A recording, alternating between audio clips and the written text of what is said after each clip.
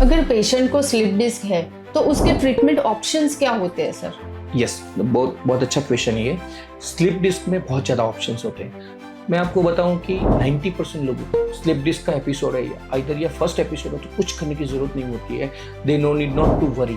90% of patient को power कम नहीं है या कोई ऐसी कोई न्यूरोलॉजिकल रेड फ्लैग जैसे मैंने बताया आपको प्रीवियस क्वेश्चन में वो नहीं है तो उसको कुछ करने की जरूरत नहीं होती। 90% patient reasonable period of time में एंटी इंफ्लेमेटरी रहते हैं, रेस्ट करते हैं।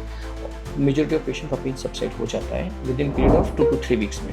अगर 2 वीक्स में पेन सबसाइड हो गया then they can start physiotherapy to build the core muscle and back muscle. So अगर दोनों मसल का पावर रीजनेबल स्ट्रेंथ अच्छा हो गया then I don't think so they have any further episode unless वो कुछ प्रोवोकेशन ऐसा कोई फैक्टर आया तो। हाँ, बाकी जो 10% पेशेंट है उसमें से 5 to 7% ऑफ पेशेंट को हमने इन्वेस्टिगेट कराया, एमआरआई कुछ किया है, एमआरआई में अगर कुछ लग रहा है तो we can treat them interventional pain management से। उसको ब्लॉक्स देके, इसको सेलेक्टिव नोडल ब्लॉक्स बोलते हैं या एपिड्यूरल इंजेक्शन बोलते हैं।